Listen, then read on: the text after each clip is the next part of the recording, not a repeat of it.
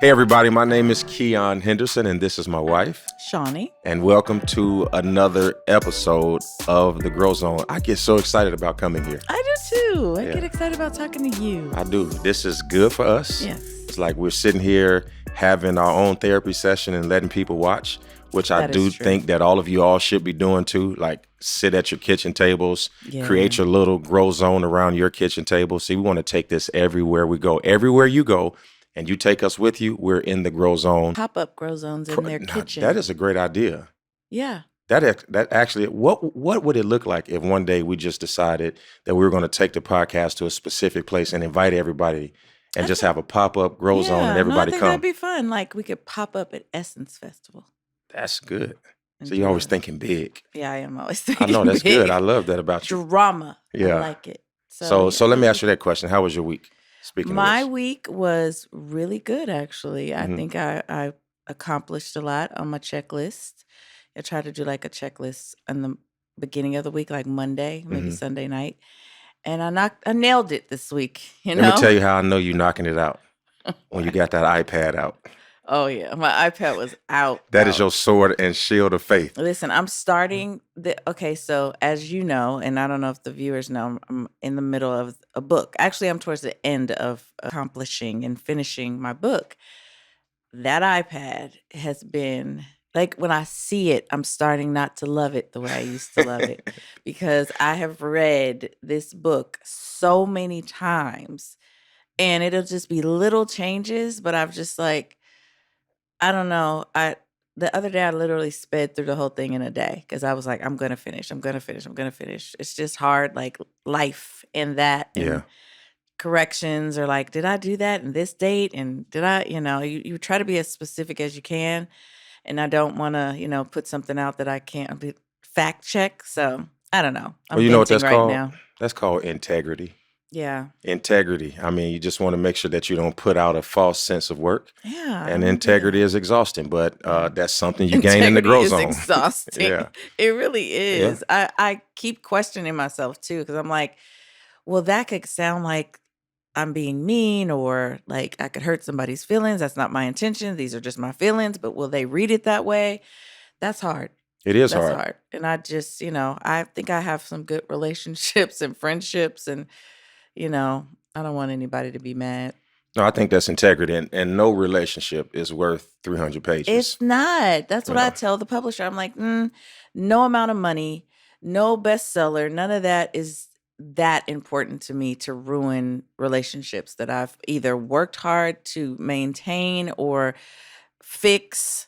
That's just like, that's more important to me. I don't care that much. I wrote a book all these years. So. That's why I love you. I think that's one of the reasons, and that's great. And speaking of that, you talked about your friends, and see, I happen to know some of your friends. Yeah. And in your relationships of friends, you have all kind of people. You got married people. You got people who've been through divorce. Yeah. But you have a lot of friends who fit in the category we're going to talk about today. And that is the category of being single. Oh, yeah. Right? Because I know when I met you, you had a quorum of girlfriends. I did. And everybody was talking about being single at the same time. And I remember hearing one of our friends say, how do you figure out the tension between being saved and sanctified, as they say, or single as a Pringle? Like, how do you... Single as a Pringle. I like that. That's bars. It sounded like I was rapping? It did. All right. You could put so that how in do... a song. What, like... As a woman, because I know for men, singleness is way different than it is for a woman. Like enjoyable different? Well, how you go through the process and how it ends. Like, say for instance, when a man marries a woman and he finally is done with his single stage and he gets to the altar and he's marrying that woman, I guarantee you 8 to 9 out of 10 men are thinking this at the altar. Well, I'm up here because, I done did everything I need to do. And this was the one that had me when it was tough. And she supported me because for us. What about the love part? Well, just let me finish giving you our example before you tell me it's wrong. Okay. I didn't. Men think about getting to the end of that because we think that marriage or settling down represents the end. Like, I've done all of this. And so this is where I ended up. Right. For women. Life is over. That's not the ball over, and chain thing. Not over, just at Halted. a halt. Things are going to stop here. Forever. Not forever. Okay. But then this is how I think women think. Oh, life is beginning. Now we get to buy the house together and grow together. And so it's just different. Wow. I never really thought about it like that. But I guess it does make sense because, people say the wife is the ball and chain. So that kind of goes with the way you just described how men think. I would say ball and chain, is that like being in a dungeon? Like, wow. Because that doesn't. Yeah. Well, no, it's more of an literally the electric chain. fence. Wow. Wait a minute. More the wife is the electric fence. More of an electric fence, like an expanded boundary. And if you cross, tell me what time you're crossing. Your electric fence, sir. You see? Sure am. Mm-hmm. I will zap you. I just felt it right here in my throat. I won't zap you. I'm going to zap the people on the outside of the fence. My girl. Don't bother my boo. Let's talk about have you been to church your whole life? Yes, sir. Saved and single. What does that mean? Saved and single. Oof. I mean, growing up, that was, of course, you were abstaining from sex. You could just court somebody. I guess that meant holding hands. Yeah, and just maintaining being a virgin until you got married. That probably was the one thing that stuck out of everybody's head as far as being saved and single. Now, is that true? I'm sure there are some people that abide by that. Mm-hmm. Yeah. So do you think that people in church are actually saved and single like we try to, I guess, suggest that most people in church are saved and single, or do we know the definition? I'm just trying to figure out from your perspective, what is that? I don't really know if we know the full definition. I just know when you say saved and single, the saved part in the dating to me means like the most thing that stands out in my head is you're not having sex. Yeah. Well, and then are people doing that? Yeah, that's my question. Do you think that is a realistic thing to assume today that when somebody, why are you playing with your cup? I'm just reading. That's all. Okay. That means I know the answer is about to be amazing. I think there are some people that are abiding by that rule. Yes. That's it. I just hate that saved and single means that you can do anything you want to do except for have sex.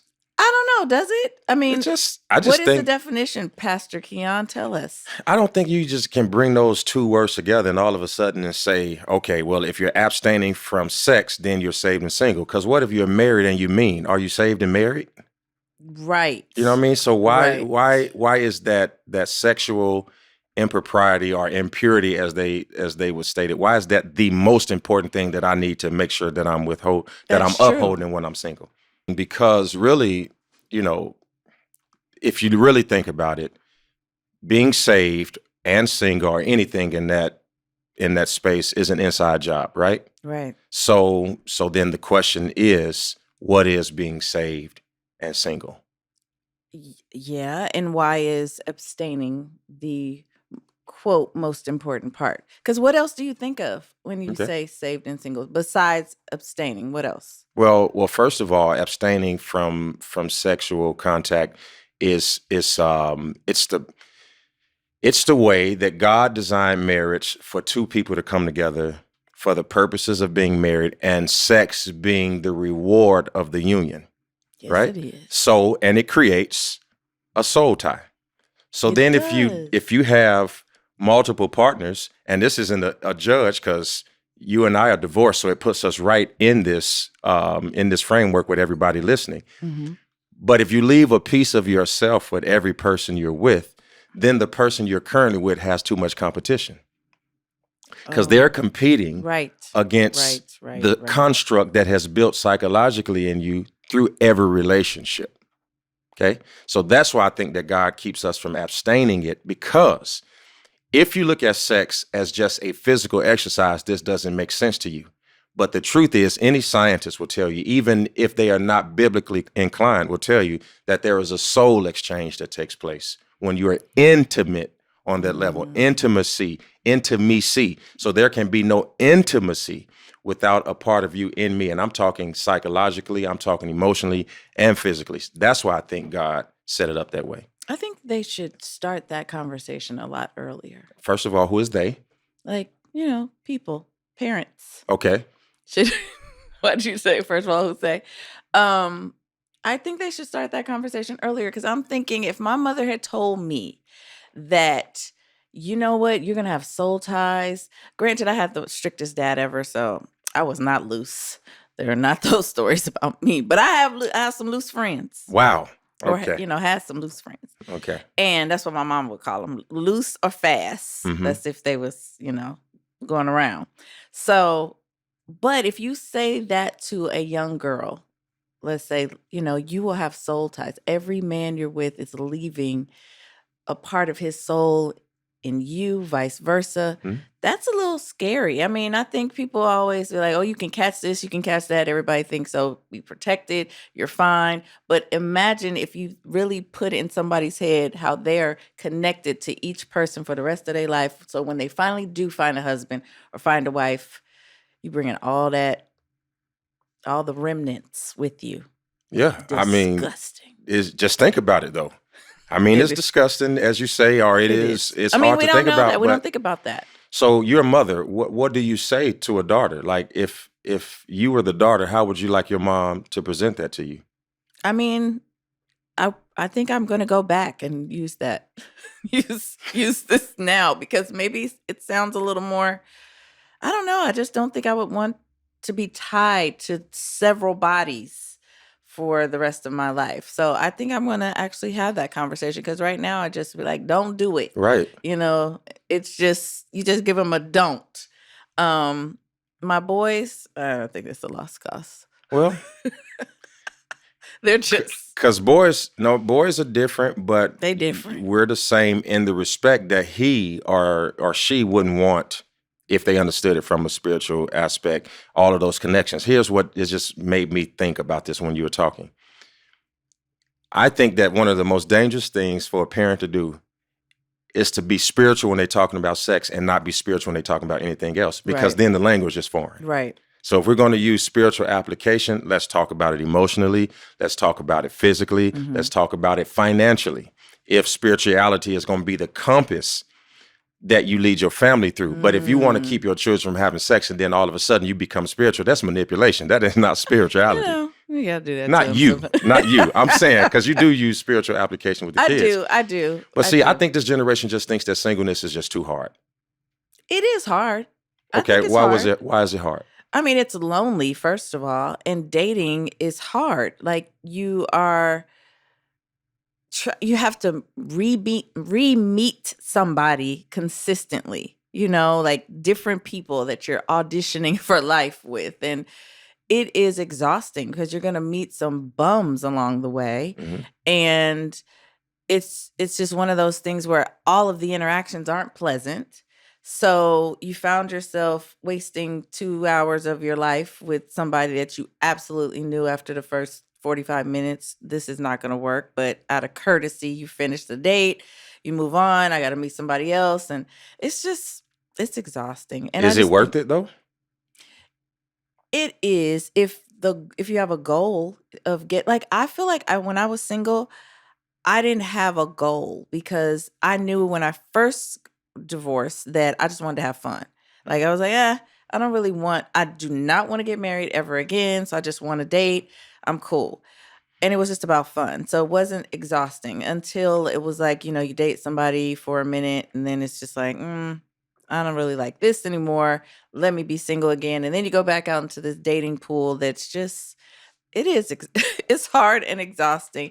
But you have those lonely moments that you're like, gosh, I want somebody. I want to have a companion, somebody to talk to, somebody to date, somebody to go to the movies with.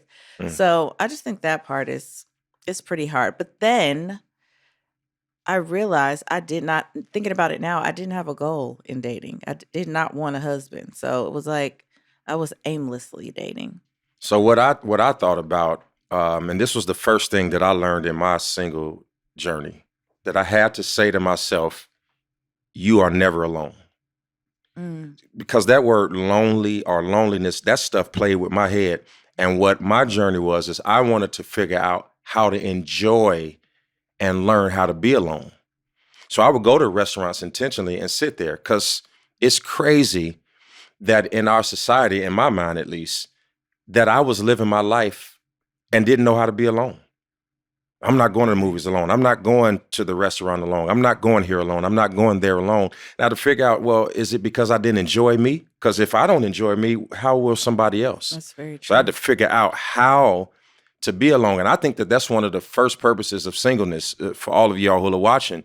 The first thing you got to figure out about singleness is you got to learn how to enjoy yourself, because you're going to be alone in the house even when you got somebody. That is very true. Yeah, and if we got to both be sitting on the couch, or we got to both be in the bathroom together, or we both got to be in the closet, there are times when you're reading your book.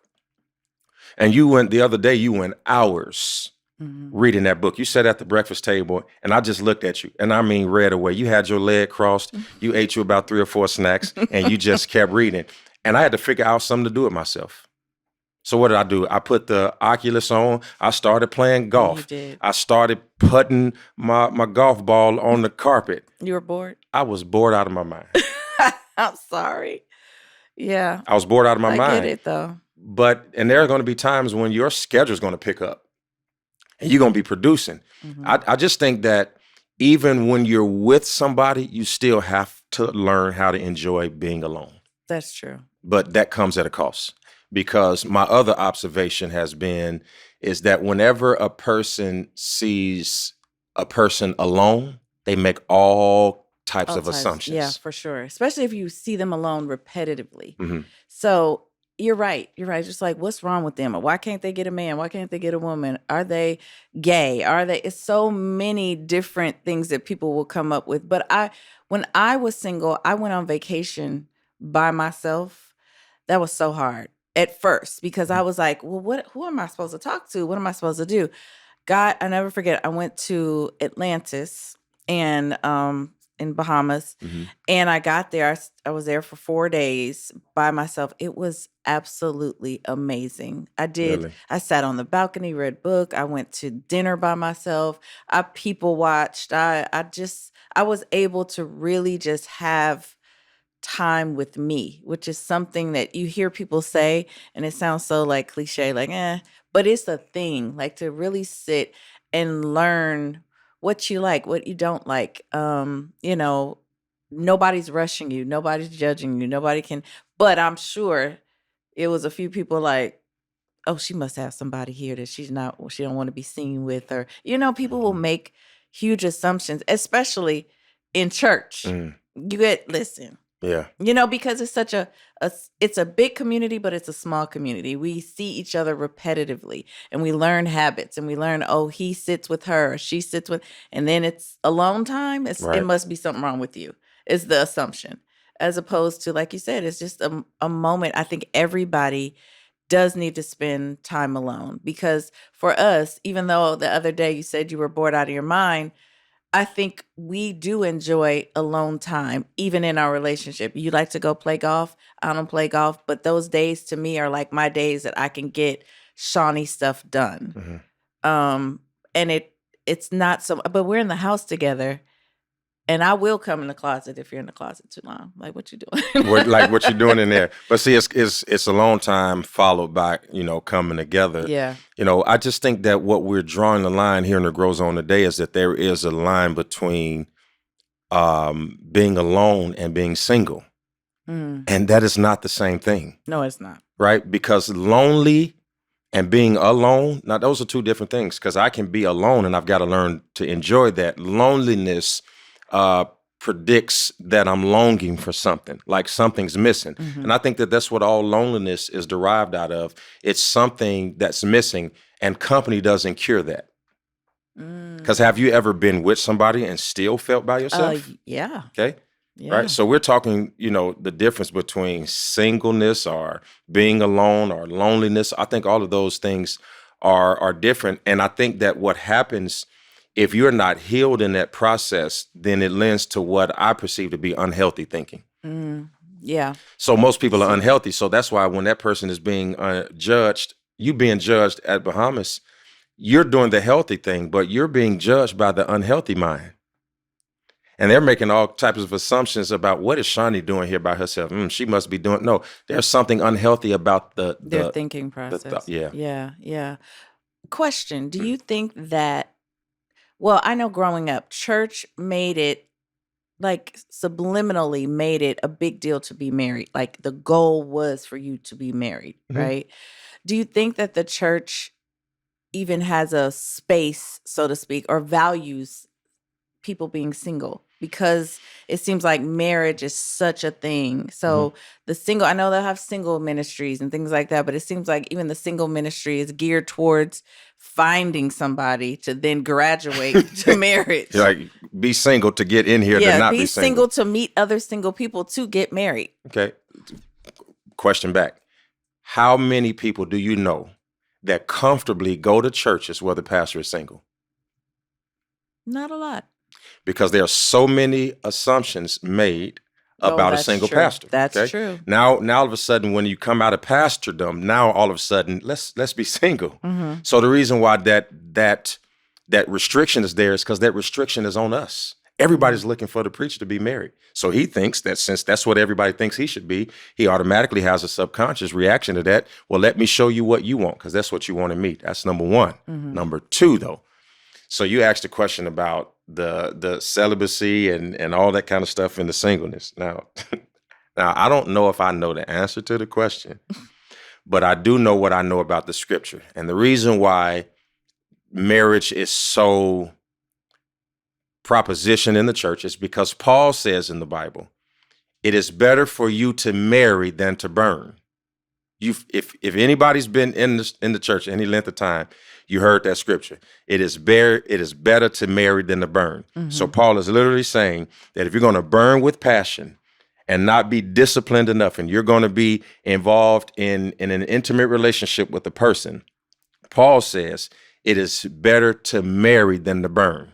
But then Paul also backs up and says, but for me, it's not expedient that I get married.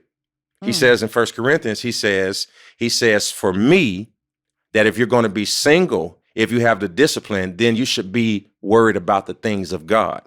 So according to Paul, if you cannot resist the temptation to repetitively break the law of purity, then it is better for you to be married. But if you have the discipline not to sleep with any and everybody, then stay single. And then for a single person, I think it's 1 Corinthians chapter 7. Don't quote me on that, but we'll go back and make sure I have the right chapter. That it is better for a single person to be concerned with the things of God. And if I'm in ministry, then that is my reward. Abstaining. That means abstaining. Which takes a whole lot of discipline. Okay, so when I just unloaded all of that on you, what does that do to your mind? It made me have a question. So are you pretty much saying that being saved and single, there are consequences for you not living that way? Well, saved. Yeah. Well, it's consequences for being alive and not living righteous. Right. There are no single consequences that God has up here and say, okay, here are the single people's consequences. Because if a married person is married and they have sex with somebody they're not married with, that's also wrong. Right. So I don't know why when it comes to sex and singleness and we say, well, I'm having sex with somebody I'm not supposed to be having sex with, that doesn't just work for single people. It works for married as well. The only person that we're supposed to be having a sexual relationship with in our life is the person that we are involved in holy matrimony with, whether saved, single, or married. How many people do you think are living that way? Like, it is not my job. If you had a percentage it is not of my the job. Church congregation. The Bible says in Matthew 7:1, judge not lest ye be judged. We're not judging, babe. We're not judging. How many people? If you think about it. I would have to ask 1,000 people, find out how many people answer truthfully in there, add 10% to the skew, and then give you an answer. Let me reword it. When you were one of the people sitting in church as a teenager, young adult, okay, how percentage-wise, how many of y'all were living? Me and my friends? Yep, living. Say you can't fall asleep. You cannot fall asleep. You cannot. Okay, I'm up. What did you say? Okay. It's how so many warm of in here. y'all were living? Me and my friends? Saved and single. Oh, man. Yep. None of us. None? Wow. It was a couple, but I don't even believe them. It was a couple that said they were, but I don't know. And my mother didn't have no conversation with me. Yeah, I didn't get the birds and the bees thing. Yeah, I didn't get that either. But the only thing she said is don't get nobody pregnant. Yeah. That's all she said. Right. Is that a good sex conversation for kids? And your mother's so saved. I'm surprised she didn't like give you, some scriptures to walk with in that abstaining area. I think my mama got saver. As time has gone on. She wasn't as saved. Yeah, you looking at my mama who's somebody's grandmama right now. You ain't looking at the woman that raised me. Okay. So she wasn't as saved as, I get that she got saver, but she did, like, she taught y'all to tithe and all that kind of stuff. So it was like maybe she was bits and pieces her holiness. She was in church. Now, when she got in the Lord, I got to find out. But she was definitely in church. Miss Gwen is gonna hear this. Yeah, I'm gonna be in so much trouble when she hear this. She, I believe she gave you some scriptures. You might have forgot them. It's probably so. But if I go ask her, she gonna say she said something. So then my mom represents this question: does the church value singleness? Does the church value singleness? Value. I don't know if they're valued. I don't think they're, well, I was going to say they're definitely judged. So I don't know if they're valued. Like I said, churches will start that single ministry, but I always felt like the single ministry was to go in there to find your husband, wife. Yeah. That's kind of what it's geared towards, right? Like, ooh, let's get the singles together so they can meet each other, start dating. It was like a brag, like, ooh, I found somebody in the singles ministry. Okay, well then, this is what I think. Since we are not in the singles ministry. Say it again. I never wanted anybody in the singles ministry. Wow. Did you ever go to any singles ministry functions? Okay. That's why I said I didn't want it. I found you in the singles ministry. I'm cool. Something is absolutely wrong with you, lady. I'm cool, sir. So I think you just made me lose my train of thought. I was going to ask, what are the benefits of singleness? Or let me make a statement. Since we are not your typical leaders and you keep saying, or people keep saying, like, there are no examples of this stuff. Well, I'm a pastor, so I can make an emphatic statement right now. I think that there are benefits to being single. And I don't think that everybody in church ought to be running to the altar to get married just because people think you should be. I'm a pastor. I said it out loud. Say what you said. I said it with my chest. Yeah, I do not think that there is anything in the Bible that says that you should be married if you have the discipline to live alone. Because the Bible does say it's not good for man to be alone. So he gave man a helpmeet. But if that person, because there are all kind of people in the Bible, eunuchs. You know what a eunuch is, right? Mm-mm. Oh, okay. So a eunuch in the scripture is a man who got his genitalia cut off by his king so that he could watch over the women and he didn't have to worry about the eunuch having sex with his wives. Wow. So there are a lot of people in the Bible. To be a eunuch? I think it's a calling. Ooh, really? I think it's a calling. You volunteer for that? I think you have to say, I vow a life of celibacy, and this is what I want to do with my life. Wow. Okay. Well, yeah, wild backwards. But going back to something you just said, you said you wouldn't want to date anybody in the singles ministry. Yeah, it just sounds whack. Why? It really is. It doesn't have a real reason. It just sounds whack. Like, think about it. Oh, found him in a singles ministry. He sounds boring. I don't know. That's so. So where would you shallow. Want to find him? I don't know. That's the thing. I don't know. Where would it, like, I met a great guy in a restaurant. I met a great guy on the plane flying, somewhere, and we sat and talked on the flight, and just singles ministry just sounds boring. Like, the fact that he has time to participate in the single ministry activities says to me that he or she could be concerned about the things of the Lord. Or they have no real social life and kind of boring. But then, listen, judge me all you want. I did not want to, like when I was told you were the pastor that want, like when the hookup, I was like, oh, he's a pastor. Absolutely not. That's me. So that's not I'm not saying that's the correct way to think. I'm just saying, right. Like the lady who went viral the other day, she said she wouldn't date a bus driver. I'm not saying that. I'm just saying that it sounds like it just sounds boring. The fact that you're able to attend all the single ministry activities, which is usually like bowling with 100 people, or, what else do they do? I never went to anything. Well, I totally disagree. What does the singles ministry do here? I totally disagree. What activities?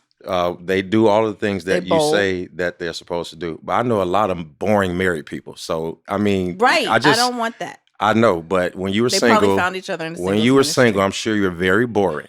And you would have fit in with all those people and probably should have went bowling, because I don't think you can bowl as well as I can. No. And if you would have went to the singles ministry, you might be able to do something with me when we get to the bowling alley. I had fun. Okay. No, I couldn't take the singles ministry where I went. I just think you're very judgy on that. I can be judgy. I think that's judgy, because I can be judgy in that. It don't mean that they are boring. It doesn't mean listen, none of that. People, I'm not saying you are boring. Me, if somebody has said, hey, there's a good guy in the singles ministry for you, I immediately, knowing how I think, would have been like, I'm going to pass. Thanks. So you could miss your blessing because you focused on the where and not the who. Absolutely. And maybe that's one of the mistakes single people make. Absolutely. And maybe that's why they're still single.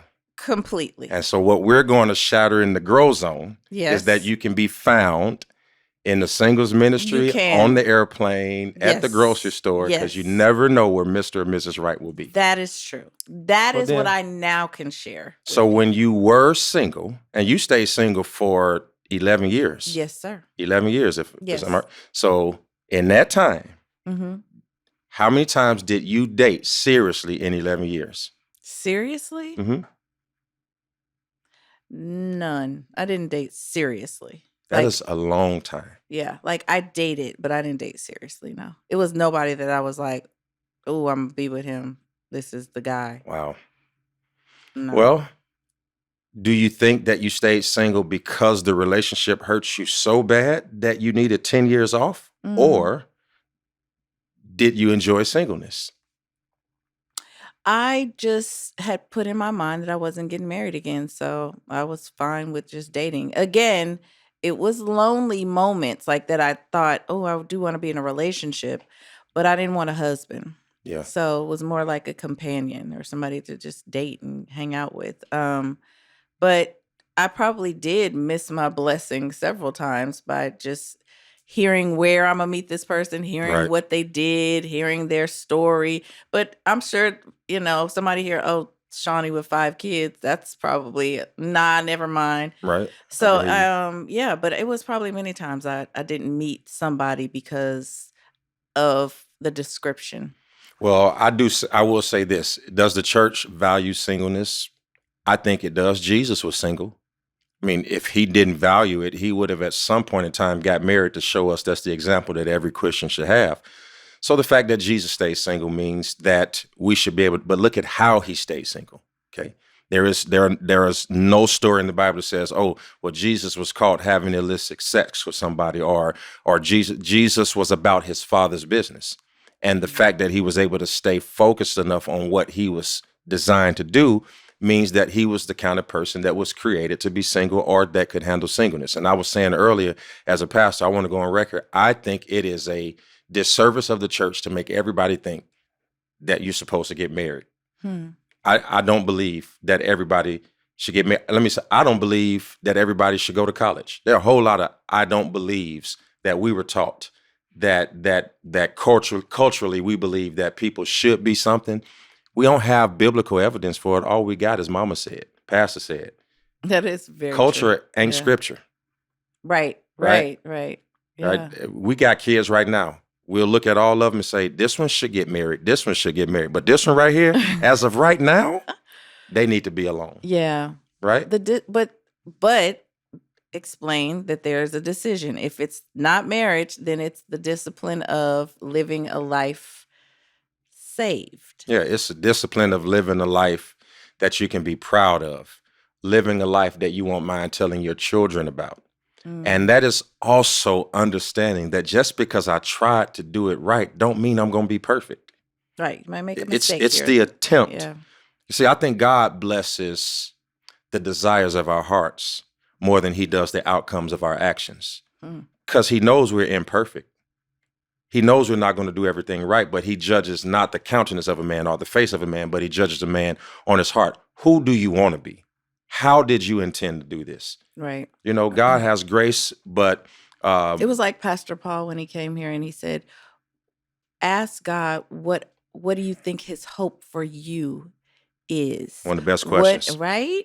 It was like, I never thought of like, what do you think God has intended for you in your life? And ask God that in your prayer, daily. If you just, what's your hope for me? What did you have in mind when you created me? What did you have in mind? That's such a deep question, and something that I actually started doing since he said it. Because like when he said it, I was like, wow, I don't think I've ever asked, in my personal prayer time of like, what is your purpose for me? I want that revealed to me. Like, what did you have in mind when you created me? It's one of those things that as I was talking and I'm saying, oh, this sounds boring, that sounds boring, I remember the person that introduced us officially, when he said you were a pastor, I had the same mindset of just saying, oh, God, that sounds boring. Like, I'm not going to be able to have fun. I'd like to, and how many single people do that? How many single people hear the description, are in a place that they meet somebody that's awkward, or just like, if you're here, then I don't, Yeah. It's so closed-minded. And I have to admit that I totally was there just thinking, I don't want a husband. I just want to have fun. I just want to, you're in this mindset that you just think like, if it doesn't sound good, I'm not even entertaining it. I really could have missed the opportunity of meeting you and us having the relationship we had I stayed there. And honestly, I kind of was. Even on the first date, I kind of still was there like, this is about to be boring. Like, I was purposely trying to be rebellious. I sat down, ordered a drink. I was like, I'm just going to be me. So we go in with all these shields and walls and he's got to be this, she's got to be that. And if it's not this or if it's not that. So it's just like slowing down and realizing, what is your purpose here? And am I being closed-minded? And am I missing my blessing? Am I opening up to what the bigger purpose is for me in this time and in this space? So single and saved, I think I don't know that I was single and saved, but I was trying. I think that if you do singleness wrong, it does the wrong thing to your mind, which puts you in a compromising position if and when you do get with somebody. So say, for instance, you were single as a result of something, not as a choice. That's different, right? You were married, but you became single as a default. You didn't meet me as a single person. You met me as a person who was made to be single. And so then we have to look at, what stage of singleness is a person in? Because the stage of singleness you're in determines what the advice is for that person. Because here's my thoughts. You can't do anything alone. You can't do anything alone. You can't do life alone. You can't raise children alone. You can't do a business successfully alone. We're not even in the Groow zone alone. People see you and I, but there's a whole team of people in this marriage making it work. So I think we've just got to figure out how to tell people in the Groow zone, at least for those we have influence with, being alone and being lonely is two different things. Okay, right now you're alone. This is the time you need to start your business. This is the time that you need to write the book, because you don't have to invest your time in somebody else's well-being. So get it all done. And if that's the case, this is the perfect time for you to be single. This is the perfect time for you to figure out how to do it on your own. But if you already have that done, then you find out just a position on the other side, people with big houses, a lot of money, record deals, royalties, and nobody to share it with. So it just depends on what stage you're in, how you acclimate to that. But one great book that I think people should read is The 7 Myths of about Singleness by Sam Alberry. And in that book, it talks about all of the demystifying of the ideas that everybody comes in and descends on singleness with, because all of the single people feel like they're aliens. All the married people feel like they're doing something right. Right. And I can show you somebody who's single, who's living their best life, somebody who's married, who wants to jump off the bridge. You gotta find your inner happiness and like you. And even if you are married, you still have to be single. And I'm not talking about singleness of ideology. I'm not saying do your own thing, but to be a person. Right. Because marriage ain't two halves, it's two whole. I gotta be wholly single before I can be wholly married.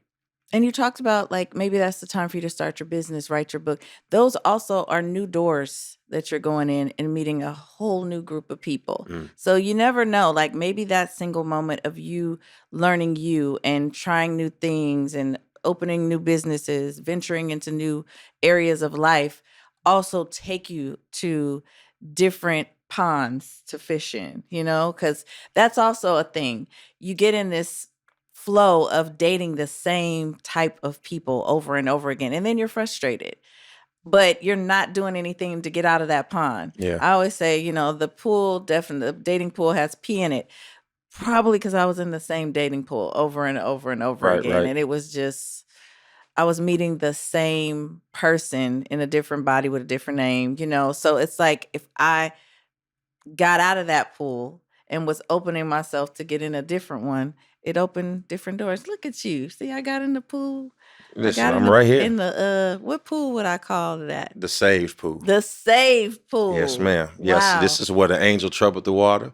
Wow. This is the pool of Bethesda. Lord have mercy. And according to the world, you saved me. Somebody asked me in my comments the other day, have you been baptized and filled with the Holy Ghost? I wanted to say something smart. I just left the comment there and closed my page. Absolutely. I think there's a thing to be saved, single, and satisfied. And then there's saved, single, and seeking. Those are two different things, right? So I think there were times that I was single that I was saved. Now that I could say that with a smile, probably I was very saved and very satisfied, because I was in that space where I was learning me and I was venturing out, doing new businesses. I stayed busy. I was, into my kids. I didn't seek a relationship just because I was able to put more purpose into and intentionality into the things that I was into at that time. But there are people that are saved, single, and seeking, which, they go out, they're trying to find that relationship. But it's a huge difference, because I'm sure you would experience that even as a pastor. Some of your single folks that are just like, no, I'm good in this space. Yeah, I think that singleness and marriage, neither one of those need to be Facebook groups. This is not us doing this together. Mm-hmm. I got to live my life and walk my truth. And so if you are saved, single, and seeking, that's your path. And you ought to have something to show for it. I mean, go seek it all. If you are saved, single, and satisfied, then you ought to have something to show for it. You ought to be satisfied. You ought to have joy. So there ought to be fruit from whichever you seeking or satisfied. There ought to be there ought to be proof. I just think that as it relates to marriage and the construct of us as spiritual leaders, I think that we should go on record as having said that you got to walk your path. Right. That if you are single and you're seeking a companion, don't be ashamed.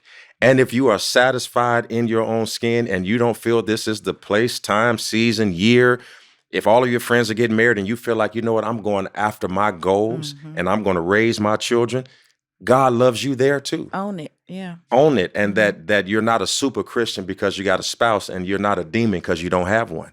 God loves you just where you are. And I think that when we demystify that and stop putting our thoughts on God and trying to represent God and making people think that God thinks like us. God ain't like us.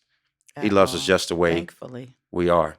Now, this has been a good conversation. Yeah, I think that people all over the world in different languages would benefit from this conversation, because less and less people are being married today, and I don't want anybody to feel as if they are being scratched off of God's to-do list because they didn't come into the game with a spouse. He loves you just the way you are. Yeah. Listen, I'll give you the final words, babe. Well, you said yesterday he sees you, like wherever you are.